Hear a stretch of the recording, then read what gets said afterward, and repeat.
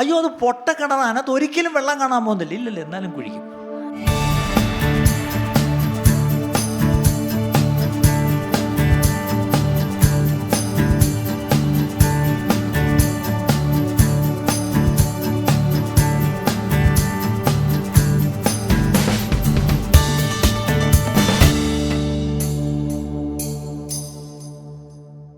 What is the lord speaking to the church? സഭയോട് ദൈവം എന്തു പറയുന്നു? ഇത് വളരെ പ്രധാനപ്പെട്ട കാര്യമാണ്. എന്തുകൊണ്ട് സഭകൾ ഇങ്ങനെ വീക്കായിരിക്കുന്നു? Why weak churches? Why are the ministries of the church very weak? കാര്യങ്ങൾ പുറമേ നോക്കിയാൽ എല്ലാം ഉണ്ട്, നല്ല പാട്ടുണ്ട്, വചനമുണ്ട്, കെട്ടിടമുണ്ട്, അല്ലേ പറഞ്ഞ് ഇതൊക്കെ. പക്ഷേ പഴയതുപോലെ ഒരു ദൈവശക്തി ദൈവസഭയിലില്ല. അതിനർത്ഥം കുറേ കൂടെ കൈയടിച്ചാൽ ശക്തി വരുമെന്നല്ല ഞാൻ പറയുന്നത്. ശരിക്കും എന്തുകൊണ്ട് എന്ന് ചിന്തിച്ചാൽ അതിന് ചില കാര്യങ്ങൾ ഞാൻ ഈ ദിവസങ്ങളിൽ ഞാൻ പറയുമായിരുന്നു. We get a lot of information. നമുക്കിപ്പം വചനത്തിലൂടെ ഈ പുൽപ്പിറ്റിലൂടെയൊക്കെ ഒരുപാട് അറിവ് നമുക്ക് കിട്ടും. ഇപ്പം നിങ്ങളുടെയൊക്കെ തന്നെ നോട്ടുകൾ എടുത്ത് നോക്കിയാൽ നിങ്ങൾ പലരും നോട്ട് എഴുതുന്നതായിട്ട് കാണാം. ഈ ചർച്ചയിൽ അങ്ങനെ ഒരു ഗുണമുണ്ട്. ഈ വചനം എല്ലാവരും കുറിക്കും. നിങ്ങളുടെയൊക്കെ നോട്ട് എടുത്താൽ സത്യം പറഞ്ഞ ഒരു കമൻട്രി എഴുതാനുള്ള സ്റ്റഫ് അതിനകത്തുണ്ട്. പക്ഷേ ടൂ മച്ച് ഓഫ് ഇൻഫർമേഷൻ അല്ല നമുക്ക് വേണ്ടിയത്. എന്താണ്? വി നീഡ് ഇൻസ്പിറേഷൻ, അല്ലേ? ഈ കേൾക്കുന്ന ദൈവവചനം നിങ്ങൾക്ക് പ്രചോദനം തരുന്നുണ്ടോ? ഇപ്പം ഇന്നിപ്പം വചനം കേട്ടു, ആ വചനം, ഇന്നത്തെ വചനം കേട്ടിട്ട് ഞാൻ അതും പ്രകാരം ജീവിക്കാൻ, അല്ലെ ഞാൻ അങ്ങനെ ചെയ്യാൻ, ഞാൻ സമർപ്പിക്കുന്നു എന്നൊരു നിങ്ങൾ പ്രചോദനം ഉൾക്കൊണ്ടാണോ നിങ്ങൾ ഇവിടുന്ന് പോകുന്നത്?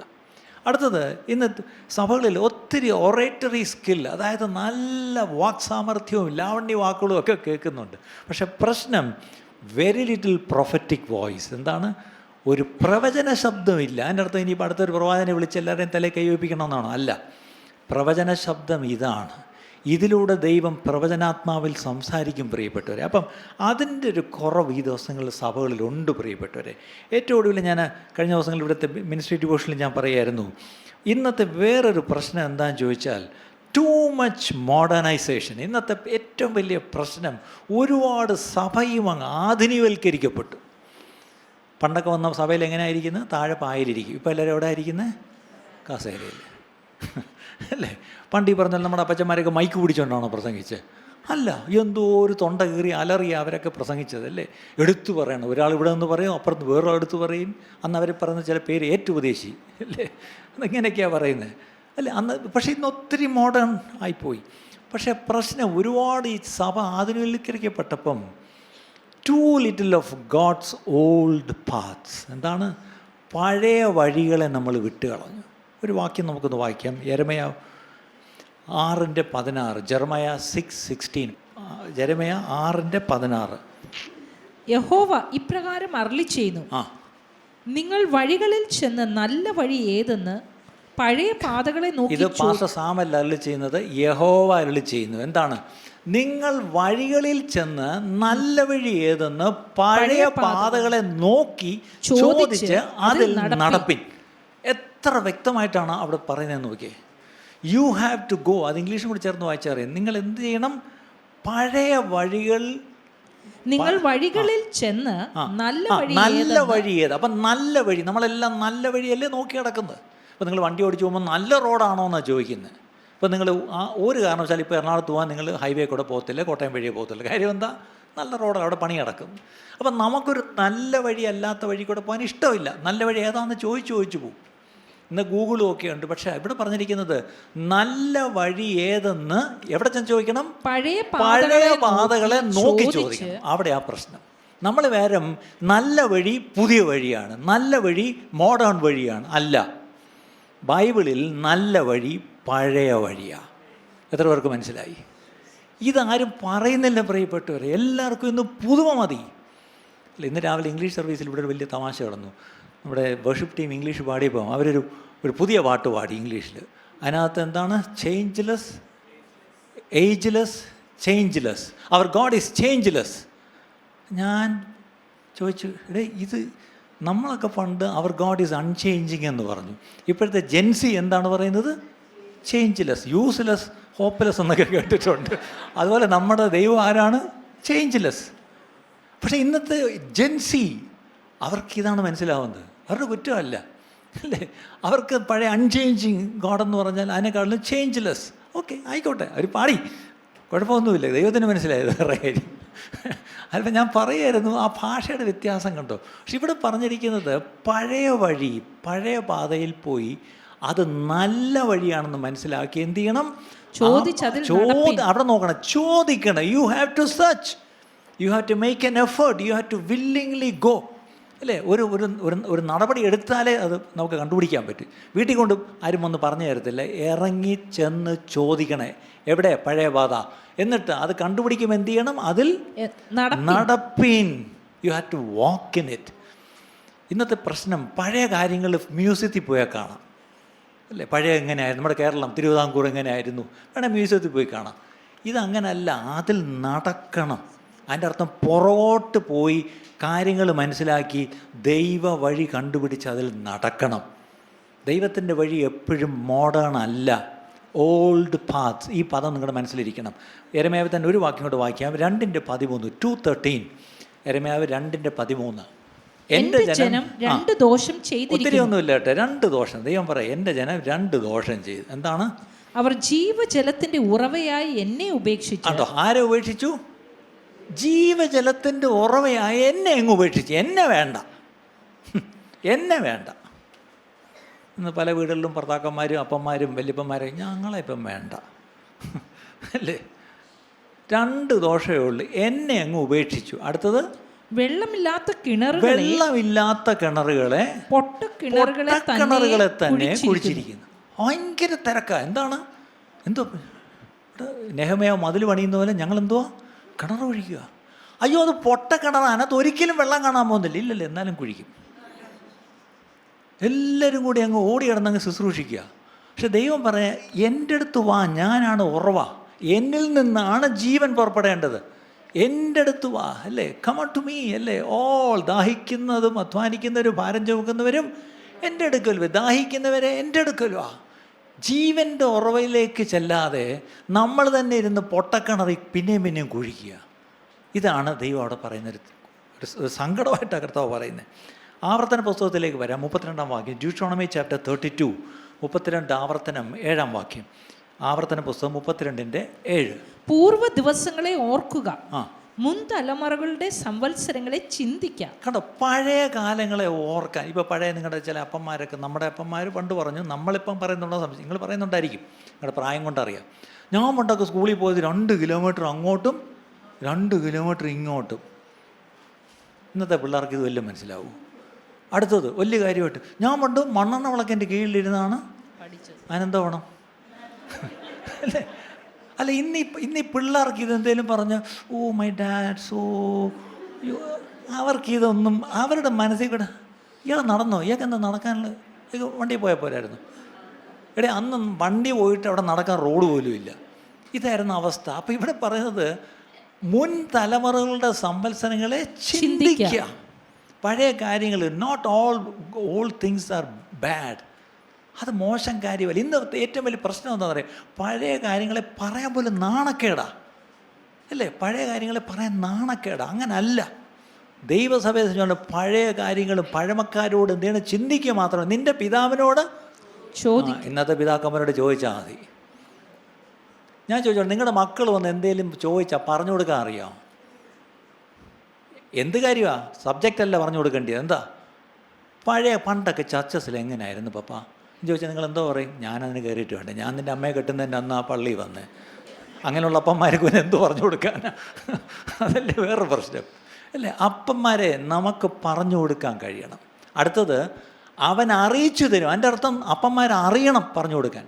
അടുത്ത തലമുറ നമ്മളോട് വന്ന് ചോദിച്ചാൽ അവർക്ക് പറഞ്ഞു കൊടുക്കാൻ എന്തേലും ഉണ്ടോ? ഇല്ലെങ്കിൽ അത് ഉണ്ടാവണം പ്രിയപ്പെട്ടവരെ. എനിക്കൊക്കെ അറിയാം, ഞാനൊക്കെ പെന്തിക്കോസിൽ ജനിച്ച് വളർന്നതായിട്ട് എൻ്റെയൊക്കെ മാതാപിതാക്കളുടെ കാലത്ത് അതിന് മുമ്പ് ഞാൻ കേട്ടെങ്കിലും ഒരുപാടുണ്ട്, അല്ലാതെ കണ്ടത് തന്നെ എൻ്റെ കുഞ്ഞുനാളിൽ കണ്ടതുണ്ട്. ഒരുപാട് കാര്യങ്ങളുണ്ടായിരുന്നു പ്രിയപ്പെട്ടവരെ. അന്ന് എങ്ങനെയായിരുന്നു ഒരു സഭ, അന്നൊരു സഭയിലെ ശുശ്രൂഷകൾ എങ്ങനെയായിരുന്നു, ആത്മാവിൻ്റെ പ്രവർത്തനങ്ങൾ എങ്ങനെയായിരുന്നു, സുവിശേഷ വേല അവരെങ്ങനെ ചെയ്തു, എങ്ങനെ അവർ കഷ്ടപ്പെട്ടു, അല്ലേ? എങ്ങനെ അവർ കർത്താവിനെ സ്നേഹിച്ചു, എങ്ങനെ അവർ കർത്താവിൻ്റെ വരവനായി കാത്ത് ഇരുന്നു. അവരുടെ പാട്ടുകളൊക്കെ ഈ ദിവസങ്ങളിൽ എനിക്കൊരു വലിയ സങ്കടമുള്ളത്, പ്രത്യേകിച്ച് ഒരു സമയം കഴിഞ്ഞാൽ നമ്മൾ കർത്താവിനെ കാണുമെന്ന് പറയുന്നേ ഇല്ല.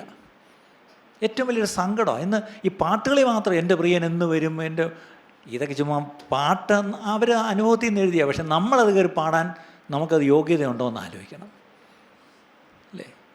അന്നൊക്കെ ഭക്തന്മാർക്ക് മുകളിലോട്ട് നോക്കിയിട്ടേ ഒരാശ്വാസം, അവരുടെ പ്രത്യാശ കർത്താവ് വരുമെന്നാണ്. അല്ലാതെ ഈ ഭൂമിയിൽ ഒരു കാര്യത്തിലും അവരാശ വച്ചിരുന്നുമില്ല, അവർ പ്രത്യാശ വച്ചിരുന്നതുമില്ല.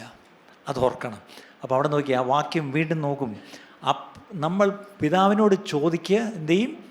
അവൻ അറിയിച്ചു തരും. അടുത്തത്, ഇനി വീട്ടിൽ പപ്പ ഇല്ല, പപ്പ എവിടാ? ഗൾഫിൽ. അപ്പച്ചനുണ്ടോ? അപ്പച്ച ഉണ്ടോ? അപ്പച്ചാട് ചോദിക്കുക. എന്തോ ചോദിക്കേണ്ടി? നിന്റെ വൃദ്ധന്മാരോട് ചോദിക്കുക, അവർ പറഞ്ഞു തരും. കണ്ടോ, നിങ്ങൾ ഹൗസ് ഓഫ് പോപ്പിലോട്ട് വാ, അവിടെ കുറേ പേരുണ്ട്, അവരോട് ചോദിക്കുക, അവർ പറഞ്ഞു തരും. നിങ്ങളുടെ പിള്ളേരെയൊക്കെ അങ്ങോട്ട് വിടുക, അവർ വന്നിരുന്നൊന്ന് കേൾക്കട്ടെ, അവരുടെ കൂടെ ഒരു ദിവസം ചിലവഴിക്കട്ടെ. പഴയ തലമുറയോട് ചോദിക്കണം പ്രിയപ്പെട്ടവരെ, അവർ പറഞ്ഞു തരും. പക്ഷേ ഒരു കാര്യം, പഴയ തലമുറയോടും അപ്പന്മാരോടും ഒരു വാക്ക്, നിങ്ങൾക്ക് പറഞ്ഞു കൊടുക്കാൻ എന്തെങ്കിലും ഉണ്ടോ? അനുഭവം എന്തെങ്കിലും ഉണ്ടോ നിങ്ങൾക്ക് പറഞ്ഞു കൊടുക്കാൻ? ഇല്ല എങ്കിൽ അവരൊന്നും ചോദിച്ചാൽ നാണം കെടും. ഇയാൾ ചോദിച്ചിട്ട് കാര്യമില്ല. ഇതിനേക്കാളും വല്ല എയോട് ചോദിക്കുന്ന നല്ലത്. അപ്പനൊന്നും അറിയത്തില്ല അല്ലേ. ഇതൊക്കെ നമ്മുടെ മേൽ ചില ഉത്തരവാദിത്തങ്ങളാണ് തരുന്നത് പ്രിയപ്പെട്ടവരെ. As men, as fathers, as husbands, even as mothers, we have responsibility to share it with our next generation. ഞാൻ വരും തലമുറയോട് പ്രസ്താവിക്കേണ്ടതിന്, ഞാൻ ചോദിച്ചോട്ടെ, നിങ്ങൾക്ക് വരും തലമുറയോട് പ്രസ്താവിക്കാൻ എന്തെങ്കിലും ഉണ്ടോ പ്രിയപ്പെട്ടവരെ? ഇന്ന് അമ്മമാർക്ക് മൊത്തം പറഞ്ഞു കൊടുക്കാനുള്ളത് അപ്പൻ്റെ കുറ്റമാണ് അല്ലേ, അല്ലെങ്കിൽ നിൻ്റെ അമ്മച്ചി, എൻ്റെ അമ്മായിയമ്മ അല്ലേ, ഇതൊക്കെയാ കുറ്റം. ഇതൊന്നും അല്ല പറഞ്ഞു കൊടുക്കേണ്ടത്. നമുക്ക് ഒത്തിരി കാര്യങ്ങൾ പറഞ്ഞു കൊടുക്കാനുണ്ട് പ്രിയപ്പെട്ടവർ. ഒരു വാക്യം കൂടെ വായിക്കാം. ഐസയ 51:1-2, യെശയ്യാ 51 അധ്യായം 1-2 വാക്യം. യെശയ്യാവ്, നീതിയെ പിന്തുടരുന്നവരും യഹോവയെ അന്വേഷിക്കുന്നവരും ആയുള്ളവരെ, എൻ്റെ വാക്ക് കേൾപ്പിൻ. നിങ്ങളെ വെട്ടിയെടുത്ത പാറയിലേക്കും നിങ്ങളെ കുഴിച്ചെടുത്ത ഖനിഗർഭത്തിലേക്കും തിരിഞ്ഞു നോക്കുവിൻ. ഒന്ന് തിരിഞ്ഞു നോക്കണം. ഇന്ന് നമ്മളൊക്കെ പറയുന്നത് എന്നാൽ കാളവണ്ടിക്ക് റിവേഴ്സ് ഗിയർ ഇല്ല, അതുകൊണ്ട് എന്ത് ചെയ്യണം? മുന്നോട്ട് പൊയ്ക്കൊണ്ടിരിക്കണമെന്നാണ്. അല്ല, ഇവിടെ പറയുന്നത് ഒന്ന് നിന്നിട്ട് തിരിഞ്ഞു നോക്കണം.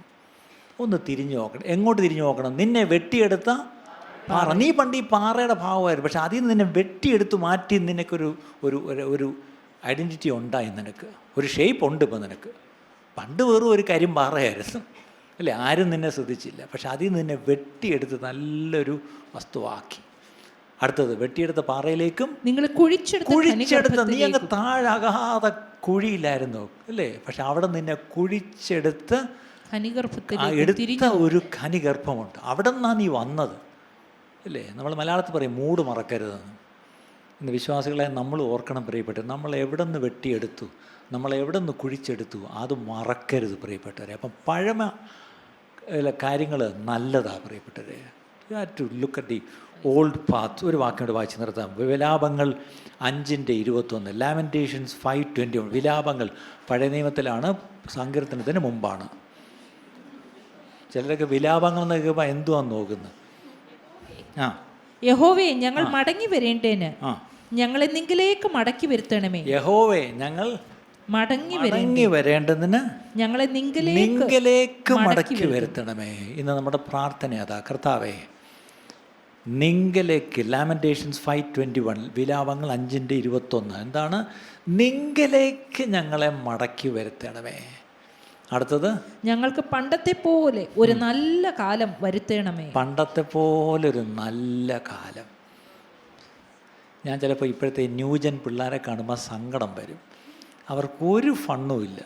അവർക്ക് ആ കൂടി ഒരു കമ്പ്യൂട്ടർ ഗെയിംസും ഈ പറഞ്ഞ പോലെ എല്ലാം അല്ലേ. അവർ പണ്ടൊക്കെ സത്യം പറഞ്ഞാൽ കൊച്ചങ്ങ കൊണ്ടൊരു വണ്ടി ഉണ്ടാക്കി, അല്ലെങ്കിൽ സൈക്കിളിൻ്റെ ടയർ അടിച്ചുകൊണ്ട് പോവുക, അല്ലെങ്കിൽ ഗോലി കളിക്കുക, അല്ലെങ്കിൽ മരത്തിൽ മാങ്ങ എറിഞ്ഞിടുക, ഈ പറഞ്ഞ പോലെ കരിക്ക് വെട്ടുമ്പോൾ അല്ലെങ്കിൽ തേങ്ങ വെട്ടുമ്പം കരിക്ക് അവിടെ വെച്ച് തന്നെ വെട്ടിത്തരിക അല്ലേ.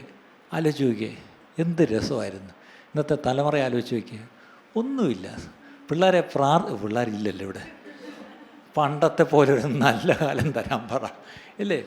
നമ്മുടെ കാലത്ത് KFC ഇല്ലായിരുന്നു, മക്ഡൊണാൾഡ്സും ഇല്ലായിരുന്നു, ഒന്നും ഇല്ലായിരുന്നു. പക്ഷേ അന്നത്തെ ഞാൻ ഇന്നലെ ഇവിടെ പറയായിരുന്നു, നല്ല മുളയ്ക്കകത്ത് താഴെ കയറ് ചുറ്റി അതിനകത്ത് പുട്ടും തേങ്ങയും എല്ലാം കൂടെ കുഴച്ചിട്ട് അതിങ്ങനെ ആവി വരുമ്പോൾ ഒരു മണം. അപ്പോഴത്തേക്കൊരു ചിരട്ട കൊണ്ട് നടച്ചു വെച്ച്, പിന്നെ അത് ചെറിയൊരു ഒരു തണ്ട്, എന്തോ ഒരു ഓലയെന്ന് മടൽ വെട്ടിയെടുത്ത്, അതാണ് കമ്പ്, കുത്തുന്ന കമ്പ്. അത് വെച്ച് അങ്ങോട്ട് കുത്തി ആ വെളുത്ത പിഞ്ഞാണം അല്ലേ അതിലോട്ട് വെച്ചിട്ട് ആ നാടൻ പാളയം കൂടെ പഴവും ഇട്ടൊന്ന് ഇളക്കി അതങ്ങോട്ട് കഴിക്കുമ്പോൾ ഒരു സുഖം നിങ്ങൾ എത്ര KFC കഴിച്ചാലും വരത്തില്ല. അന്ന് കഴിച്ച പുട്ടിൻ്റെ ആരോഗ്യത്തിലാണ് നമ്മളൊക്കെ ഇവിടെ ഇരിക്കുന്നത്. ഇന്നത്തെ ഈ ജങ്ക് ഫുഡെല്ലാം നമ്മൾ അന്നേ കഴിച്ചിരുന്നെങ്കിൽ എന്നേ തട്ടിപ്പോയേനെ. ആ ദൈവത്തിൻ്റെ കരുണയായിരുന്നു നമ്മളെ ഇത്രത്തോളമൊക്കെ നിർത്തിയത്. അങ്ങനെയാണെങ്കിൽ നമുക്ക് എന്താണ് ഈ വാക്യത്തിലേക്ക് വാ. എല്ലാവരും അങ്ങ് പുട്ടിൻ്റെ പുറകെ പോയി. ഇവിടുത്തെ ഒരു പ്രശ്നം ഇത്, നമ്മൾ ഇച്ചിരി ഡീവിയേറ്റ് ചെയ്ത് അങ്ങ് പോവും. പണ്ടത്തെ പോലെ നല്ല കാലം വരുത്തണമേ. എന്തായി നല്ല കാലം? കർത്താവേ, ദൈവമക്കൾ തമ്മിലുള്ള സ്നേഹം, ദൈവമക്കൾ തമ്മിലുള്ള സഹകരണം, ദൈവമക്കൾ അന്യോന്യമുള്ള കരുതൽ. ആരും തൻ്റേതൊന്നൊന്നും പറഞ്ഞില്ല, എല്ലാം ആവശ്യമുള്ളവർക്ക് പങ്കിട്ട് കൊടുത്തു അല്ലേ? ദൈവസഭ ഒരുമിച്ച് കൂടി വന്ന് പ്രാർത്ഥിച്ച കാലങ്ങൾ, ദൈവസഭ ഒരുമിച്ച് പോയി പ്രവർത്തിച്ച കാലങ്ങൾ, ദൈവസഭ സുവിശേഷം അറിയിച്ച കാലങ്ങൾ, രോഗികളെ കണ്ടാൽ വിശ്വാസത്തോടെ കൈവച്ച് പ്രാർത്ഥിച്ച കാലങ്ങൾ. നേരത്തെ ഇവിടെ ആദ്യം ഒരു പാട്ട് പാടുന്നുണ്ട്, എന്താണ്? ശാലേം രാജൻ വരുന്നൊരു ധ്വനികൾ. അതിനകത്ത് ചില വരികളൊക്കെ ഉണ്ട്. ഭൂതങ്ങൾ, ഏത് ഭൂതം എവിടെ പോയെന്നാണ് പറയുന്നത്? When was the last time a demon manifested and the person was delivered? എന്നത്തെ അനുഭവം ഈ പറയുന്നത്? പണ്ട് ഇതൊക്കെ സാധാരണ സംഭവങ്ങളായിരുന്നു പ്രിയപ്പെട്ടവരെ, അല്ലേ? ഇന്ന് 2 പാസ്റ്റർമാർ കണ്ട അന്യോന്യം മോഹം കൊടുക്കാത്ത കാലത്താണ് നമ്മൾ ജീവിക്കുന്നത്. പണ്ടത്തെ കാലം അങ്ങനെ അല്ലായിരുന്നു. എൻ്റെ പാപ്പ പെന്തിക്കോസിലൊരു പാസ്റ്ററായിരുന്നു. അതേസമയത്ത് മധുരയിൽ എം ഇ ചെറിയ സാറ് എൻ്റെ പിതാവ് നല്ല ഫ്രണ്ട്സായിരുന്നു. തൃശ്ശനാപ്പള്ളിയിലായിരുന്നു എൻ്റെ പിതാവ്, പെന്തിക്കോസിലെ പാസ്റ്ററാണ്. മറ്റേ ബ്രദറിലെ ഒരു മൂപ്പനാണ്. അദ്ദേഹം കൺവെൻഷൻ പ്രസംഗിക്കാൻ ട്രിച്ചി വരുമ്പം പപ്പായടുത്ത് വന്ന് വീട്ടിൽ താമസിച്ച് കുളിച്ചൊരുങ്ങി കൺവെൻഷന് പോകും. എൻ്റെ പപ്പ മധുര വരുമ്പം അവിടെ പോയാൽ ചോറ് കഴിക്കുന്നത്. ഒരാൾ പെന്തിക്കോസും ഒരാൾ ബ്രദറിനും. ഇന്ന് രണ്ടുപേരും കണ്ടാൽ എന്തോ ഒരു വേള. കോട്ടയത്ത് ആദ്യമായിട്ട് എൻ്റെ പപ്പ ശ്രീലങ്കയിൽ നിന്ന് പാസ്റ്ററായിട്ട് വന്ന് കൊല്ലാട്ട് ഉള്ള TPM സിലോൺ പെന്തിക്കോസ്റ്റ് മിഷനിലായിരുന്നു. കോട്ടയത്തായിരുന്നപ്പം തൊട്ടപ്പുറത്ത് PM Philip sir IPC pastor. രണ്ടുപേരും വൈകിട്ട് അങ്ങോട്ടും ഇങ്ങോട്ടും പോയിരുന്ന് വർത്തമാനം പറഞ്ഞുകൊണ്ടിരിക്കും. ഇന്ന് ചാറാച്ചറ ഫെയ്ത്തോമനകത്ത് വേറെ ഏതെങ്കിലും ഒരു പാസ്റ്റർ കയറുമോ? ഇങ്ങനെയൊക്കെ ഒരു കാലം ഉണ്ടായിരുന്നു. ഇത് ആ പണ്ടത്തെ പോലെ നല്ല കാലം ഒന്നും കൂടെ പറയുന്നത്. ഇതൊക്കെ നമ്മുടെ നാട്ടിലും ഉണ്ടായിരുന്നു പ്രിയപ്പെട്ടവരെ. ഇന്ന് നമ്മളങ്ങ് ഓരോരോ തുരുത്തുകളിലായിരിക്കുക. ഇതൊക്കെ ഒന്ന് വിട്ടിട്ട് ഈ പറഞ്ഞ പോലെ കുട്ടനാട്ടുള്ളവർക്കറിയാം, ഓരോ തുരുത്തിലാണ് നിങ്ങൾ ഓരോ കൃഷിയും കാര്യങ്ങളും വീടും ഒക്കെ ആയിട്ട് അന്യോന്യം വള്ളത്തിലാണ് പോകുന്നത്. അപ്പോൾ ഈ താറാവ് എന്ത് ചെയ്യും? അവനവൻ്റെ താറാവ്, റപ്പായുടെ താറാവ് ഇവിടെ, കുരിയാച്ചൻ്റെ താറാവ് ഇവിടെ, തോമാച്ചൻ്റെ താറാവ് ഇവിടെ. അവസാനം വെള്ളപ്പൊക്കം വന്നപ്പം വെള്ളം അങ്ങ് പൊങ്ങിയപ്പം അതിരുകളെല്ലാം പോയി. കുരിയാച്ചൻ്റെ താറാവ് മാത്തച്ഛൻ്റെ താറാവിൻ്റെ കൂടെ കൂടി എല്ലാ താറാവുകളും കൂടെ അങ്ങ് കുട്ടനാട്ടിൽ ഒന്നായി. അതിരുകളില്ല. ഞാൻ ചോദിച്ചോട്ടെ, പരിശുദ്ധാത്മാവിൻ്റെ ഒരു മഴ പെയ്താൽ ഈ പറഞ്ഞ അതിരുകളെല്ലാം അങ്ങ് മാറും. ഈ അതിർവറമ്പുകളെല്ലാം അങ്ങ് മാറും. ദൈവജനം ഒന്നാവും. നമുക്കൊന്ന് എഴുന്നേറ്റൊന്ന് പ്രാർത്ഥിക്കാമോ? എഴുന്നേറ്റൊന്ന് പ്രാർത്ഥിക്കാമോ? ആ പാട്ടിൽ തന്നെ ഒരു നല്ല വരിയുണ്ട്. എന്താണെന്നറിയോ? സഭ ഒന്ന് ചേരുന്നു, സഭ ഒന്ന് ചേരുന്നു. അങ്ങനെയാണെങ്കിൽ ദൈവത്തിന് ഒരു സഭയുള്ളൂ, ക്രിസ്തുവേശുവിന് ഒരു സഭയേ ഉള്ളൂ. I will build my church, that is one church. അങ്ങനെയാണെങ്കിൽ ആ ഒരു സഭയുടെ ഭാഗമായിട്ട് ദൈവം നമ്മളെ ആക്കിയെങ്കിൽ, കർത്താവേ, ഞങ്ങളെ ആ പണ്ടത്തെ പോലെ നല്ല കാലമൊന്നും ഞങ്ങൾ വായിച്ചതുപോലെ, കർത്താവേ, ഞങ്ങളെ വാസ്തവമായി ആ പഴയ വഴികളിലേക്ക് ചെന്ന്, കർത്താവേ, അത് ചോദിച്ചു മനസ്സിലാക്കി അതിൽ നടക്കുവാൻ ഞങ്ങളെ സഹായിക്കണമേ എന്ന് പറഞ്ഞ് എല്ലാവരും ഒന്ന് പ്രാർത്ഥിക്കാം. എല്ലാവരും ശബ്ദവർത്തി ഒന്ന് പ്രാർത്ഥിച്ചിട്ട് I want all of you to just open your mouth and start praying. കർത്താവേ, പഴയതുപോലൊരു നല്ല കാലം, വിശുദ്ധന്മാർ, കർത്താവേ, എങ്ങനെയായിരുന്നു ഈ ഭൂമിയിലായിരുന്നത്? കർത്താവേ, ഞങ്ങളുടെ പല തലമുറ രക്ഷിക്കപ്പെട്ട ദൈവമക്കൾ നിങ്ങൾക്ക് പലർക്കും അറിയാം. നിങ്ങളുടെ ഒരു തലമുറ പുറകോട്ട് അല്ലെങ്കിൽ 2 തലമുറ പുറകോട്ടൊക്കെ അവരെങ്ങനെ ജീവിച്ചു, അവരെങ്ങനെ സാക്ഷ്യമുള്ളവരായിരുന്നു, അവരെങ്ങനെ കർത്താവിനെ സാക്ഷിച്ചു, അവർ വിശ്വസിച്ചു, അവരെങ്ങനെ വിശ്വാസ ജീവിതം നയിച്ചു, അവരെങ്ങനെ അവരുടെ ആവശ്യങ്ങൾ നേടിയെടുത്തു. എല്ലാം പ്രാർത്ഥനയാലായിരുന്നു പ്രിയപ്പെട്ടവരെ. അവർക്ക് ബാങ്ക് ബാലൻസ് ഇല്ല, അവർക്ക് ഇൻഷുറൻസ് ഇല്ല, അവർക്ക് ഇവരുടെ സ്വന്തം വീടില്ല, അവർക്ക് അടുത്ത നേരത്തെ ഭക്ഷണത്തിനുണ്ടോ എന്ന് വകയില്ല. പക്ഷേ അവരെല്ലാം മുകളിലോട്ട് നോക്കി കർത്താവിൻ്റെ മുഖത്തേക്ക് നോക്കുമായിരുന്നു. നമ്മൾ കേട്ടതുപോലെ കർത്താവിൻ്റെ തേജസ് അവിടെ ഓരോരുത്തരുടെ ജീവിതത്തിൽ അനുഭവിച്ചറിഞ്ഞ അവർ മുന്നോട്ട് വന്നത്. അങ്ങനെയെങ്കിൽ ദ ഗുഡ്നെസ് ഓഫ് ഗോഡ്, ദൈവത്തിൻ്റെ നന്മ നമ്മളിലും നമ്മളിലൂടെയും അങ്ങോട്ട് പോകുന്നതാണ് ദൈവത്തിൻ്റെ തേജസ്. അങ്ങനെയാണ് എല്ലാവരും പ്രാർത്ഥിച്ചത്, കർത്താവേ അങ്ങയുടെ തേജസ്സിനാൽ എന്നെ നിറയ്ക്കണമേ എന്ന് ചോദിച്ചാൽ അതിൻ്റെ അർത്ഥം ഞാൻ കുറേ കൂടെ ചാടി മറിഞ്ഞ് അന്യഭാഷ പറയുന്നതല്ല തേജസ്. തേജസ് എന്ന് പറഞ്ഞാൽ ദൈവത്തിൻ്റെ നന്മ എന്നിൽ വരുമ്പോൾ എന്നിലൂടെ ആ നന്മ മറ്റുള്ളവരിലേക്ക് പകർന്നു കൊടുക്കുന്നതാണ് ദൈവത്തിൻ്റെ തേജസ്. Hallelujah, hallelujah. എല്ലാവരും ഒന്ന് പ്രാർത്ഥിച്ചാട്ട്, വായി തുറന്ന് എല്ലാവരും ഒന്ന് പ്രാർത്ഥിച്ചാട്ട്, കർത്താവേ അങ്ങനെയുള്ളൊരു തേജസ്, ഒരു തേജസ്സിൻ്റെ ജീവിതം എനിക്ക് തരണമേ. ഒരു തേജസ്സേറിയ ജീവിതം, ഒരു തേജസ്സേറിയ കുടുംബം, ഒരു തേജസ്സിൻ്റെ അവസ്ഥ കർത്താവേ എനിക്ക് തരണമേ എന്ന് പറഞ്ഞ് എല്ലാവരും പ്രാർത്ഥിച്ചാട്ട്. Hallelujah, hallelujah, hallelujah. പലപ്പോഴും അത്ഭുതങ്ങളെ അടയാളങ്ങൾ സത്യസഭ വെളിപ്പെടുന്നതിന് അത്ഭുതങ്ങളെ അടയാളങ്ങളാണ് പലപ്പോഴും പറയുന്നത്. കുഷ്ഠരോഗം മാറുന്നതും ഭൂതങ്ങൾ അലറിയോടുന്നതും സൗഖ്യമാകുന്നതൊക്കെ നല്ല കാര്യം. പക്ഷേ അതിനകത്ത് നമ്മൾ പോകുന്നൊരു കാര്യമുണ്ട്. സത്യസഭ വെളിപ്പെടുമ്പോൾ എന്താണ്? ജനം ഒന്ന് ചേരുന്നു, ജനം ഒന്ന് ചേരുന്നു. ഹല്ലേലൂയ. കർത്താവേ അവിടുന്ന് ദൈവസഭ ഒന്നായി ചേരുവാൻ കർത്താവേ, കർത്താവേ അത് എക്യുമെനിസം അല്ല കർത്താവേ. രക്ഷിക്കപ്പെട്ട ദൈവമക്കൾ യേശുവിനെ കർത്താവായി അംഗീകരിച്ച എല്ലാവരും, അത് ഭൂലോകത്തുള്ള എവിടെ ഉള്ളവരായാലും ശരി, in spite of irrespective of all denominations master, let the true church rise up these days, Lord, so that the rest of the people, Lord, who are yet to get saved, അവർ ഒരു വട്ടമെങ്കിലും യേശുവിൻ്റെ നാമം കേൾക്കണം കർത്താവേ. അതിനായിട്ട് സഭയെ അവിടെ നിന്ന് ഒന്നിപ്പിക്കണമേ, അതിനായിട്ട് സഭയെ എഴുന്നേൽപ്പിക്കണമേ എന്ന് പ്രാർത്ഥിക്കുന്നു. കർത്താവേ അവിടുന്ന് ചെയ്ത എല്ലാ നന്മകൾക്കായിട്ടും സ്തോത്രം, എല്ലാ മഹത്വവും അങ്ങേക്ക് തരുന്നു. ഞങ്ങൾ ഇവിടം വിട്ട് ഇറങ്ങിപ്പോകുമ്പോഴും കേട്ട വചനങ്ങൾ കർത്താവേ അത് ഒഴുകിപ്പോകാതെ അതിന് പ്രകാരം ഞങ്ങൾ ജീവിക്കുവാൻ ഞങ്ങൾക്കിടയാക്കണമേ. പ്രാർത്ഥനയെ അതിനെ കേട്ടിരിക്കാതെ സ്തോത്രം. ഇന്നത്തെ ഈ സന്ദേശം നിങ്ങൾക്ക് അനുഗ്രഹമായി തീർന്നു എന്ന് ഞങ്ങൾ ആത്മാർത്ഥമായി വിശ്വസിക്കുന്നു. ഇതുപോലെയുള്ള അനുഗ്രഹിക്കപ്പെട്ട സന്ദേശങ്ങൾ തുടർന്നും കേൾക്കുവാൻ ദയവായി ഞങ്ങളുടെ ഈ ചാനൽ നിങ്ങൾ സബ്സ്ക്രൈബ് ചെയ്യുക. അതിലൂടെ നമ്മുടെ രക്ഷിതാവും കർത്താവും വീണ്ടെടുപ്പുകാരനുമായ യേശു കർത്താവുമായിട്ടുള്ള ദൃഢമായ ബന്ധത്തിൽ വളരുവാൻ അത് കാരണമായി തീരട്ടെ എന്ന് ഞങ്ങൾ പ്രാർത്ഥിക്കുന്നു. മറക്കാതെ ഇപ്പോൾ തന്നെ സബ്സ്ക്രൈബ് ചെയ്യൂ. ദൈവം നിങ്ങളെ അനുഗ്രഹിക്കുമാറാകട്ടെ.